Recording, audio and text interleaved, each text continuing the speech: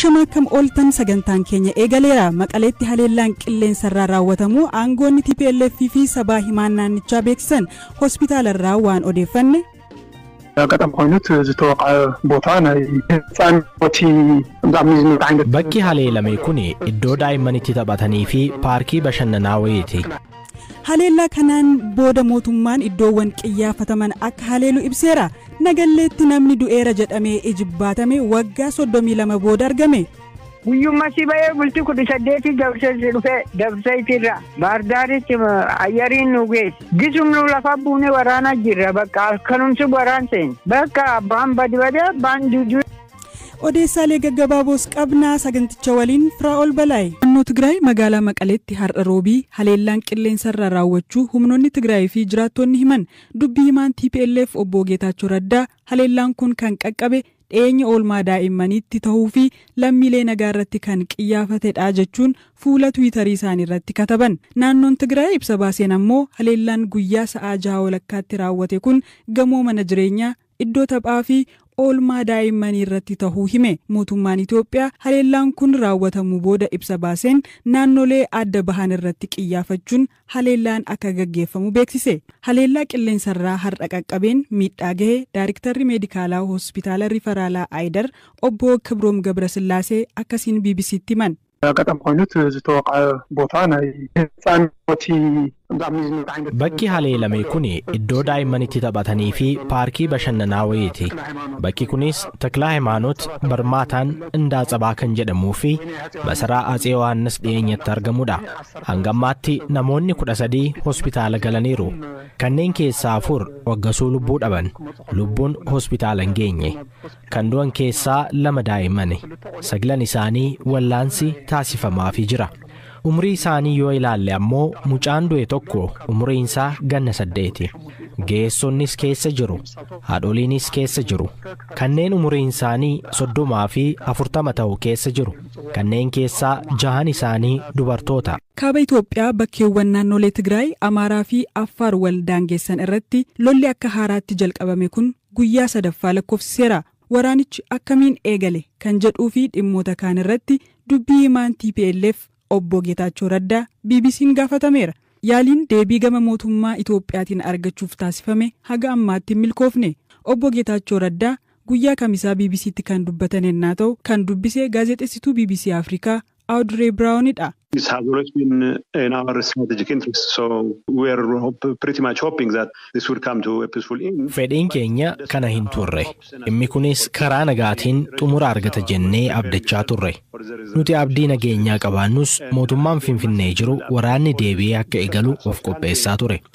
Waraannis lakkoofsa guddaan iddoowwan adda addaatti walitti qabamaa tureera. Torban darbe keessa bakkeewwan keenya lixa Tigraayitti argaman haleeluu eegalan. Tigraay lixaa naannoo keenya jalatti deebi'uu qaba bakka jennudha. Kanaaf waraanni kun kan eegale mootummaa Finfinnee jiruuni.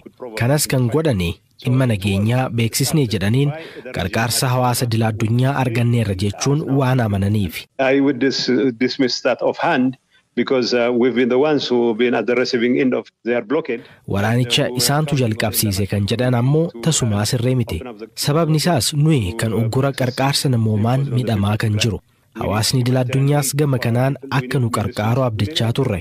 Uummata keenyaaf qarqaarsa namoomaa qorichaa fi kan biraas barbaanna. Qaama waraanicha jalqabsiise tasumaa ta'uu hin dandeenyu. We're fighting back. We're defending our positions, but in many cases we are repulsing. Waraana kanas ofirraa faccisaa jirra. Bakka qabannee jirrus kabachiisaa jirra. Haleellaa marroo hedduun nutti banaa jiran hunda ofirraa qolachaa jirra. Ji'oota 5 dabran lolli dhaabbatee ture keessattis of ijaaraa turtan kan jedhuu fi eenyuyyuu haala akka keenyaa keessa jiruu fi of ittisuuf of qopheessaa turuuni waanuma irraa eegamudha. Garuu ofirraa qolachuuf of qopheessunii fi lola karaa nagaan xumuramuun irra jiraatu jalqabsiisuun tasumaa waan wal arguu miti. It's entirely different to try and incite a conflict that you better resolved peacefully. Gama biraan Daayiriktarri dhaabbata fayyaa addunyaa Dr. Tedros Adhanom firoota koo naannoo Tigraay jiran jiraachuuf du'uu isaaniillee beekuu hin dandeenye jedhan. Dr. Tedros ibsa waajjira isaanii Jenevaarraa kennan keessatti firooti koo Tigraay jiru maallaqa erguufii nan barbaada garuu ugguramanii waan jiraniif hin danda'u amma waa'ee uummata miliyoona 6 dubbadhasii jedhan. I will tell you my own story. I have many relatives there. I want to send them money. I cannot send them money. Seenaa mataa koo yoon isinitti hime achii firoota baay'een qaba. Qarshii isaaniif erguun barbaada garuu hin danda'u. Akka beelaa jiran nan beekaa garuu isaan gargaaruu hin danda'u. Waaniin qaburraa isaaniif qooduu nan barbaada garuu ugguramanii waan jiraniif sana gochuu hin danda'u. Isaan dubbisuu nan barbaada garuu hin danda'u. Erganitti haasa'ee yeroo dheeraa ta'eera. Eenyu akka du'ee fi eenyu lubbuun akka jiru illee hin beeku. Iddoo addunyaa haala wal fakkaataa keessa jiru naa eeruu dandeessaa? Waa'ee uummata miliyoona 6 waliigalatti adabamaa jiruun haasa'aa jira. Addunyaan kanaaf faluu danda'a. Fakkeenyaaf torbee darbee addunyaan Yuukireen midhaan alatti akka ergitu gochuun hojii gaarii dalageera. Akka hawaasa addunyaatti dhiibbaa gochuun uummanni miliyoona 6 kunis waan nyaatu, qoricha, teleekoomii, baankii akka qarshii isaanii argataniif akkasumas rakkoo isaanii addunyaan akka dhaga'uuf miidiyaan akka banamuuf maaliif hin taasifnu? Hulaan gargaarsi ittiin qaqqabu haala hin daangeffamneen akka banamu maaliif dhiibbaan goonu? Tajaajilooti bu'uuraa akka deebi'aniif balballi deeggarsaa akka banamu uggurri akka ka'u mootummaa Itoophiyaas ta'e Eertiraa gaafachuun dhiibbaa gochuun qaama hojii kooti. And there is a government or enforcing the siege systematically to end the siege is part of my job. Odeessaalee gaggabaaboon isinitti himaa bulchiinsi magaalaa Finfinnee dambii nama mana kireeffate irratti qarshii dabalus ta'e manaa baasuu dhorku dheeresse. Dambiin kun bara darbee dhiibbaa qaala'insa jireenyaa jiraataa magaalattii hir'isuuf bahe. Sibiila boorrajii 512 jaarraa 19ffaa keessa yeroo kolonii hatame deebisuuf waliigaltee mallatteessite. Waliigalteen kun dhaabbata hambaa aadaa Pershiyaa fi koomishinii godambaa muuziyeemii biyyaalessaa Naayijeeriyaa gidduutti mallatteeffame. Keessatti jawween meetira 5 dheeratu tokko mana nama dhuunfaa tokko karaa foddaatiin osoo seenuuf jedhu argamuun isaa jiraattota naannoo sanaa hedduu rifaasise. Jiraattuun naannoo sanaa Lindaa Elmer jedhamtu jawween kun abbaa isaatiif akka deebi'u taasifteetti. Odeessaaleen gaggabaaboo kanuma. Odeessa aanuun godina Gujii magaalaa Nagellee ganda Goobichaatti namni du'eera jedhamee ijibbaatame waggaa 32 booda deebi'uun gammachuu guddaa uume. Diimaa Dooyyoo Boruu bara 1982 Nagelleerraa mootummaa dargiitiin erga fudhatamee adda waraanaa geeffamee maatii waliin wal hin argine hafuura waliis osoo quba waliin qabaatiin turan. Waggaa tokko booda mootummaan dargii kufee Diimaan waraana keessatti madaa'uun hospitaala naannoo Beenshaangul Gumuz akka geeffame hima. Isaan booda abbaa qabeenyaa tokkoon gara Beenchi Maajiitti fudhatamee mana isaa keessa hojjechaa turuu ibsa. Waayila koo Biraanuu Gammachuutu dubbise.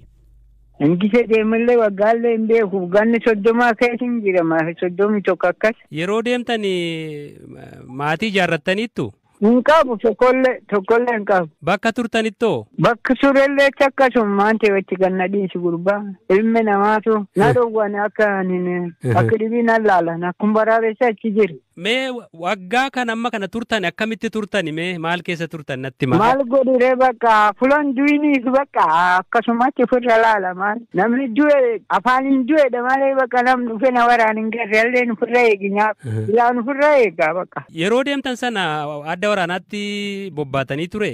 Tureeti waraanaa mee qusulaa eebeek. Adda waraanaa irratti? Qusulii qaba ammayyuu. Dhumarratti adda kamirra turtan hedduma Beenchi Maajii moo kallatti? Guyyummaa si bahee bultii 18 dabarsee dhufe dabarseetirra baardaaritti ayyariin nu geesse. Gisumnu lafa buune waraana jirra bakka halkanumsi waraan seen bakka abbaan badibadee abbaan dudu'ee abbaan jiru bakka kun haga ammaa fiiguun kuni. Mee Beenchi Maajiin Nagallee Booranaarraa baay'ee fagoo sitti fakkaata galuudhaaf maaf hin yaalle? Maanin gara waan horiin fiiguu galuu hin jiru horii harkaan qabu. Humnaadhina kennanii akka hin doone faa tokko akka hin doone namni na argu namni diqqoo birtuur bakka. Nama akkamii bira turtani? Nama ijoollee amaaraa bira walloo. Isaan bira turtani? Maal hojjettu? Hojii maal fa'aa hojjetaa turtani? Waan dhibee bishe suniyyuu akka achi fulum dhibee turee dhufeeti bakka maan sabanyinatti waan hin qabu waan dhibii hin danda'u. Akkamittiin immoo argattan bilbila maatii kana? Bilbil maatii kana akkuma waaqa ergi malee nama dheetu namatti amma nami bilbil jedha nami bilbilee karuma waaqaatiin argate abbo. Nam sun ammoo akka itti argaddan mucaa tokko jiru waliin kabajjannu duri fuula tokko akka goddanyaa inni ammoo buna daas ansaa banyaa. Manum sun keessi bakka waliin hojjanne inni ammoo qaxaramee bakka sufeerri ta'e na bira deeme ani namallee deeme fulumisa kaanii walti dhiyaanne safar tokko taane innaan Dima atiin akkam bakka gochi tan ta'e gochi boorana gochi bareeddu nageelle boorana gochi bareeddu ennaan bareeddu yoo ta'illee akkamiin galee warri hin qabne yoo waan tokko hin qabne yoo namni hin jirre akkamiin gale keessan ammoo namni nu hin jirre nam tokko hin qabdu nageelle boorana keessa yoo lafa eeggaltan aan jedhe nami cufa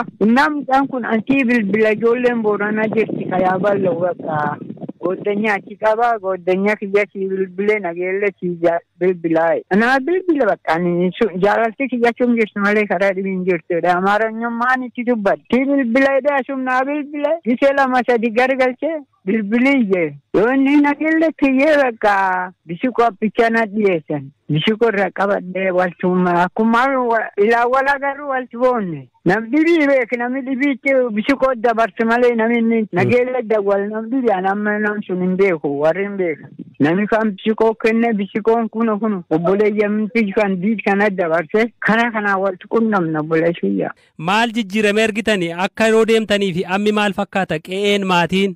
Maal samaa'ee miidhaan obboleessiyya. Bishaan deemu lafti horiin akkufii aadaan akkufii wanni cufu waan tokko jira amma namni jira ijoolluma burraaq malee bakka namni tokkaan beekuyyuu hin jiru waan obboleeyyanti dabarte bakka namni tokko hin jira. Nam beekuyyuu hin arga.